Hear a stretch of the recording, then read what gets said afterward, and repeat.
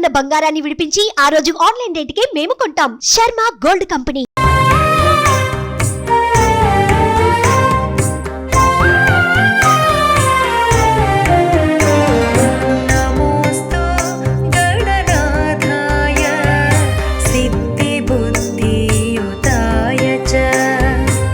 వ్రతం ఆచరించేటప్పుడన్నీ ఒక్కొక్క పద్ధతి అనేది ఉంటుంది, ఒకదాని తర్వాత ఒకటి చేయవలసి ఉంటుంది. అంటే ఇందులో చాలా మందికి సందేహాలు కూడా ఉంటాయి.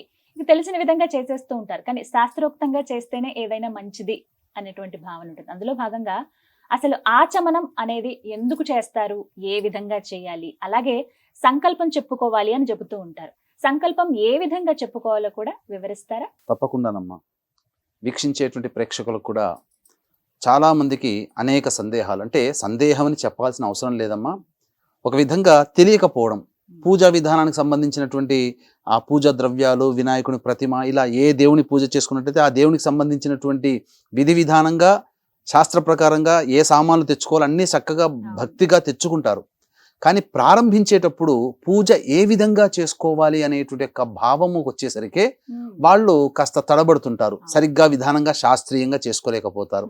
కాబట్టి దీన్ని దృష్టిలో పెట్టుకునే సుమన్ టీవీ తరపున మీరు చక్కగా ఈ కార్యక్రమాన్ని ఏర్పాటు చేశారు, సంప్రదించడం జరిగింది. తదనుగుణంగా కొన్ని నియమమైనటువంటి విషయాల్ని మనం ఇందులో చర్చించుకుందామమ్మా. అయితే ఇందులో భాగంగా ఆచమనము, అంటే ఏ పూజలోనైనా మొదలు ఆచమనము, తర్వాత సంకల్పము ప్రధానం. ఇంటికి బేస్మెంట్ ఎలాగో ఆ విధంగా. అయితే వీక్షించేటువంటి ప్రేక్షకులు ఈ యొక్క వీడియోని స్కిప్ చేయకుండా పూర్తిగా చక్కగా చూసుకోండి, అవసరమైతే లైక్ చేసుకొని మీ దగ్గర పెట్టుకోండి. అయితే ఇక్కడ ఏంటనంటే ఏ మనం కార్యక్రమం చేయాలన్నా గణపతి పూజ ప్రధానంగా తప్పనిసరి. అయితే ఈ గణపతి పూజలో భాగంగానే ఆచమనం, సంకల్పం ఇవన్నీ కూడా ఉంటాయి. అసలు ఆచమనం ఎందుకు చేస్తాము అనంటే ఈ యొక్క ఆచమనం అనేటువంటిది శరీర శుద్ధ్యర్థం కోసం మనం చేస్తుంటాం. అంటే ఇక్కడ కేశవనామాలు చెబుతారనమాట. ఇందులో ఈ కేశవనామాలు చెప్తున్నప్పుడు ఒక్కొక్క నామం చదువుతూ ఒక్కొక్క అంగాన్ని స్పృశిస్తుంటారు. సో తద్వారా ఏమవుతుంది, దేహము పవిత్రమవుతుంది. మనం ఏ పని చేయాలన్నా కానీ మనం దేహము రక్తమాంసాదులతో కూడుకున్నది కదమ్మా. ఆ దేవతా మంత్రములతో గనక ఒక్కొక్క నామాన్ని చదువుతూ మన దేహాన్ని స్పృశించుకున్నట్లయితే, లేదా అది చేయకపోయినా కనీసం ఈ నామాలని చదివినట్లయితే మన చుట్టుపక్కల ఉన్నటువంటి నెగిటివ్ ఎనర్జీ అంతా కూడా ఆ నామ పారాయణం వల్ల నెగిటివ్ ఎనర్జీ పోయి మనము ఆ దేవుడి ముందు మనస్సు లగ్నం కావడానికి మనకి ఈ యొక్క ఆచమనం తోడ్పడుతుంది. శరీరంలో మంత్రోదకంతో తీసుకున్నటువంటి తీర్థం ఏదైతే ఉంటుందో అది శరీరం అంతా కూడా వ్యాపింపచేసి సర్వవ్యాపతుడైనటువంటి ఆ విష్ణువు మన శరీరంలో ఉన్నట్టుగా భావన చేస్తూ ఆ పూజలోకి పవిత్రమైనటువంటి దేహముతో, శరీరంలో అంతర్గతంగా ఉన్నటువంటి పవిత్రమైనటువంటి మనస్సుతో ఆ యొక్క దేవదేవుడి మీద మనస్సుని లగ్నం చేసుకుంటాం. కాబట్టి వీక్షించేటువంటి ప్రేక్షకులు కూడా వినాయక వ్రతకల్పమని మనకు దొరుకుతుంది, ఎక్కడైనా కానీ దొరుకుతుంది. అది దగ్గర పెట్టుకొని పూజ చేసుకునేటప్పుడు ఆ వినాయక వ్రతకల్పంలో పూజలో భాగంగా ఆ పూజా సామాగ్రి అంతా దగ్గర పెట్టుకున్న తర్వాత మొట్టమొదలు మీరు చేయవలసినటువంటిది ఆ పూజా మందిరంలో దీపారాధన, ఆవు నేతితో కూడినటువంటి దీపారాధన చెయ్యాలి. తర్వాత ఏం చేయాలంటే గంట మోగించాలి. గంట మోగించడంలో ఏంటంటే ఈ యొక్క ప్రదేశాన్ని అంటిపెట్టుకొని మనకు కంటికి కనబడకుండా ఉన్నటువంటి పిశాచ గ్రహములు కొన్ని ఉంటాయి. ఎప్పుడైతే ఘంటానాదము చేస్తామో ఆ ఘంటానాద శబ్దానికి ఆ పిశాచములన్నీ కూడాను దూరంగా వెళ్ళిపోతాయని చెప్పి మనకు శాస్త్ర ప్రమాణం. తర్వాత ఇక మనము శరీరము మనం శుద్ధి చేసుకోవాలి. కాబట్టి ఎవరు తాకనటువంటిది శరీరం, అంటే బావిలో ఉన్నటువంటి నీరును కానీ లేదా మోటార్ నుంచి వచ్చినటువంటి శుద్ధమైనటువంటి జలాన్ని కానీ తీసుకొని అప్పుడు మనము ఈ యొక్క శ్లోకముని చదువుకుంటూ శిరస్సును చల్లుకోవాలి. ఏమని? ఓం, ఆ కుడి చేతిలో నీళ్ళు స్పూన్ తీసుకొని దాన్ని మళ్ళీ ఎడమ చేతికి తీసుకొని ఆ స్పూన్లో నీళ్లు కుడి చేతిలో పోసుకొని శిరస్సు మీద చల్లుకోవాలమ్మా. ఓం అపవిత్ర పవిత్రోవా సర్వావస్థాంగతోపి వా యస్మరేత్ పుండరీకాక్షం సబాహ్యాభ్యంతరశుచి. ఈ విధంగా మీ శిరస్సును చల్లుకోండి. మనస్సులో పుండరీకాక్ష పుండరీకాక్ష పుండరీకాక్ష అని 3 సార్లు చల్లుకుంటే శరీరముతో చేసినటువంటి, అనగా పొద్దున లేచిన దగ్గర నుంచి చేసినటువంటి కొన్ని తప్పులు ఏవైతే ఉంటాయో సాధారణమైనటువంటి అవి శరీరంకి అంటకుండా మన యొక్క శరీరము పవిత్రమవుతుంది. ఆ విధంగా మనము ఈ యొక్క మన శ్లోకం చదువుకోలేకపోయినా నిర్మలమైనటువంటి భక్తితో నీళ్లు తీసుకొని ఈ శిరస్సు మీద పుండరీకాక్ష పుండరీకాక్ష అని 3 సార్లు అనుకుంటూ చల్లుకున్నా సరిపోతుంది. ఇక గణపతిని ప్రార్థన చేసుకోవాలి. మీకు నచ్చినటువంటివి మీకు వచ్చినటువంటి గణపతి శ్లోకాన్ని మనసులో ధ్యానం చేసుకొని గణపతికి నమస్కారం చేసుకోండి.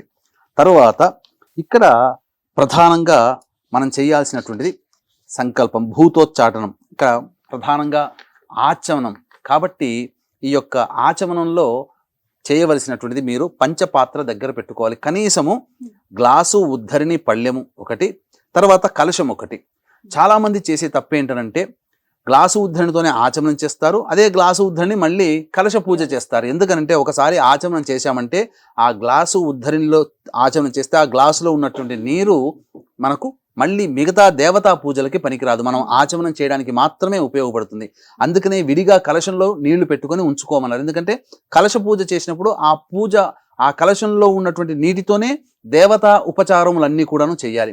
కాబట్టి గ్లాసు ఉద్ధరిని తీసుకొని ఆ యొక్క గ్లాసులో ఉన్నటువంటి నీటిని మీరు సేవనం చేయండి. అనగా ఇక్కడ చేయాల్సినటువంటిది, ఇక్కడ గమనించాల్సిన అంశం ఏంటంటే యజ్ఞోపవీత ధారణ ఉన్నటువంటి వ్యక్తులు అనగా మగవారు ఆచమనం చేసేటప్పుడు స్వాహా నామములు 3 సార్లు చెప్పుకోవాలి. ఇక స్త్రీలు కానీ యజ్ఞోపవీత ధారణ లేని వాళ్ళు ఎవరైనా కానీ ఇప్పుడు ఆ యొక్క నామములు ఓం, యజ్ఞోపవీత ధారణ ఉన్న మగవాళ్ళైతే ఓం కేశవాయ స్వాహ, ఓం నారాయణాయ స్వాహ, ఓం మాధవాయ స్వాహ. స్పీడ్గా ఉండకూడదు. ఆ యొక్క నామం తీసుకొని ఒకసారి మనం నీటిని తీసుకున్న తర్వాత అది మన శరీరంలోకి వెళ్ళిపోయిన తర్వాత రెండో నామం చదువుకోవాలి. అలా స్లోగా చేసుకోవాలి. స్త్రీలు అయితే యజ్ఞోపవీత ధారణ లేని వాళ్ళు స్త్రీలు ఓం కేశవాయ నమః, ఓం నారాయణాయ నమః, ఓం మాధవాయ నమః అంటూ చెప్పుకోవాలి. ఆ తర్వాత తదనంతరం కేశవనామాలు చెప్పుకోవాలి. ఓం విష్ణవే నమః, ఓం మధుసూదనాయ నమః, ఓం త్రివిక్రమాయ నమః, ఓం వామనాయ నమః, ఓం శ్రీధరాయ నమః, ఓం హృషికేశాయ నమః, ఓం పద్మనాభాయ నమః, ఓం దామోదరాయ నమః, ఓం సంకర్షణాయ నమః, ఓం వాసుదేవాయ నమః, ఓం ప్రద్యుమ్నాయ నమః, ఓం అనిరుద్ధాయ నమః, ఓం పురుషోత్తమాయ నమః, ఓం అధోక్షజాయ నమః, ఓం నారసింహాయ నమః, ఓం అచ్యుతాయ నమః, ఓం జనార్దనాయ నమః, ఓం ఉపేంద్రాయ నమః, ఓం హరయే నమః, ఓం శ్రీకృష్ణాయ నమః, ఓం శ్రీకృష్ణ పరబ్రహ్మణే నమో నమః అనేటువంటి యొక్క నామాల్ని మనం చేసుకోవాలి. తర్వాత భూతోచ్చాటనం చేయాలి. భూతోచ్చాటనం చేసేటప్పుడు మనము చెప్పవలసినటువంటి శ్లోకం ఏంటంటే, మనము అక్షితలు తీసుకుంటామా, మీరు అక్షితలు తీసుకొని ఈ యొక్క ముక్కు దగ్గర వాసన చూసినట్టుగా ఉండి ఈ యొక్క భూతోచ్చాటనంలో ఓం ఉత్తిష్టంతు భూత విశాచాః ఏతే భూమి భారకాః ఏతేషామ విరోధేన బ్రహ్మకర్మ సమారభేత్ అంటూ ఆ యొక్క వాసన, అక్షితల వాసన చూసి ఎడమ వైపున వేసుకోవాలి. పురుషుడు చేస్తున్నట్టయితే పక్కన భార్య ఉంటుంది కాబట్టి భార్యకి మొత్తం కూడా ఎడమ వైపున ఆ యొక్క అక్షితలు వేయాలి. అంటే ఈ భూతోచ్చాటనం అంటే ఈ యొక్క ప్రదేశాన్ని ఆవహించుకొని కొన్ని పిశాచ గణములు అనేటువంటి ఉంటాయి. ఈ భూతోచ్చాటన ఎప్పుడైతే మనం ఈ యొక్క శ్లోకంతో చేసి అక్షితలు వెనక్కి వేస్తామో మనకు వెనక నుంచి అయినా కానీ ముందర నుంచి అయినా కానీ కీడు తలపెట్టేటువంటి, అనగా విఘ్నములు కలగజేసేటువంటి స్థితిలో ఏ యొక్క పిశాచ గణములు కూడా మన దగ్గరికి ఉండవని మనకు శాస్త్రం. ఇక తరువాత ప్రాణాయామం చెయ్యాలి. ప్రాణాయామం చేసేటప్పుడు ఈ యొక్క ప్రాణాయామ మంత్రం ఉంటుంది, చూసుకోవచ్చు. ఓం భూ, ఇలా మనకు మొదలుగా ఎడమ వైపు నుంచి గాలి పీల్చుకొని కుడి నాసికాన్ని మూసుకొని ఈ విధంగా మనకు ఎంత శక్తి మేర వస్తే అంత శక్తి మేర మనము ఆ యొక్క గాలిని పీల్చుకొని అక్కడ కుంభింప చేయాలి. చేసుకున్న తర్వాత అప్పుడు ఈ శ్లోకం ఓం భూ, ఓం భువః, ఓం సువః, ఓం మహః, ఓం జనః, ఓం తపః, ఓం సత్యం, ఓం తత్సవితుర్వరేణ్యం భర్గో దేవస్య ధీమహి ధియో యో నః ప్రచోదయాత్ ఓమాపో జ్యోతిరసోమృతం బ్రహ్మభూర్భువస్సు వరోం అనుకుంటూ ఆ యొక్క మనం ఎడమ నాసిక నుంచి పీల్చుకున్నాం కదా, అప్పుడు కుడి నాసిక నుంచి మెల్లగా వదలాలి. మళ్ళీ తర్వాత మళ్ళీ ఎడమ నాసికను మూసివేసి కుడి నాసికతో మళ్ళీ గాలి పీల్చి మళ్ళీ ఇదే విధంగా చేసి మళ్ళీ ఈ యొక్క ఎడమ నాసికతో గాలిని వదలాలి. ఈ విధంగా చేసినట్లయితే శరీరములో దేవతాశక్తి ప్రవేశం చేసి మనస్సు నిర్మలమైపోయి స్వస్థత చేకూరుతుంది.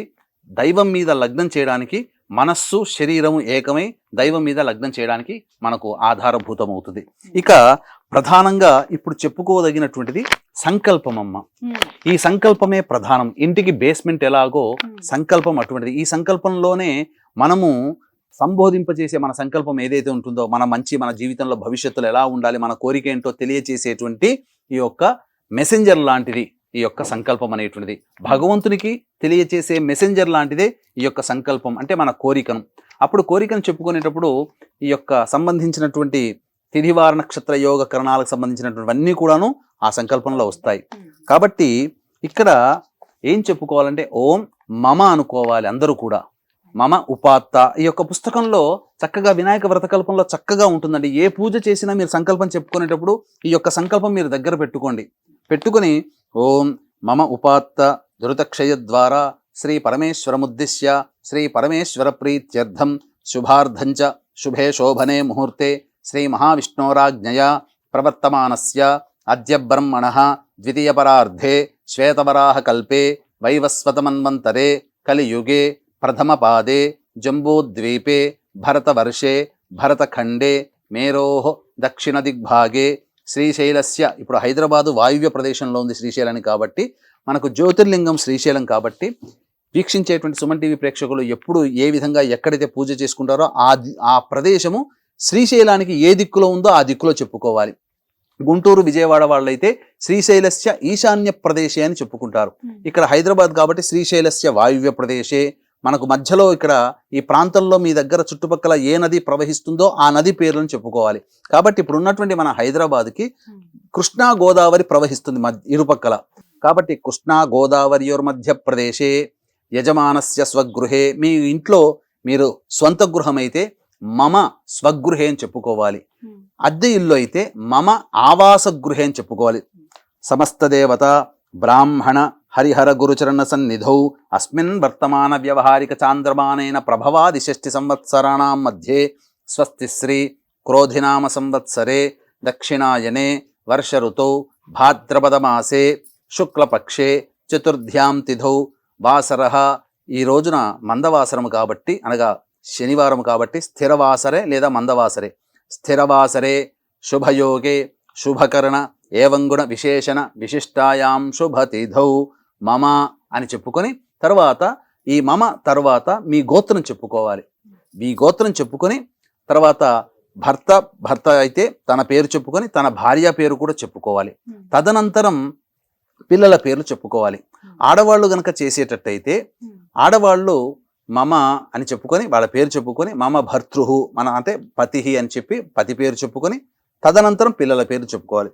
చెప్పుకున్న తర్వాత అప్పుడు అస్మాకం సహకుటుంబానాం క్షేమ స్థైర్య ధైర్య విజయ అభయ ఆయు ఆరోగ్య ఐశ్వర్య అభివృద్ధ్యర్థం మమ కాయిక వాచిక మానసిక సాంసర్గిక చతుర్విధ పాతక దురితక్షయ ద్వారా ధర్మ అర్ధ కామ్య మోక్ష చతుర్విధ ఫల పురుషార్థ సిద్ధ్యర్థం ఇష్టకామ్యార్థ సిద్ధ్యర్థం మనోవాంఛా ఫల సిద్ధ్యర్థం సమస్త దురితోపశాంత్యర్థం సమస్త మంగళ అవాప్త్యర్థం వర్షే వర్షే ప్రయుక్త వరసిద్ధి వినాయక చతుర్థి ముద్దిశ్య శ్రీ వరసిద్ధి వినాయక దేవతా ప్రీత్యర్థం కల్పోక్త ప్రకారేణ యావచ్చక్తి ధ్యాన ఆవాహనాది షోడశోపచార పూజాంకరిష్యే అని చెప్పి సంకల్పం చెప్పుకోవాలి.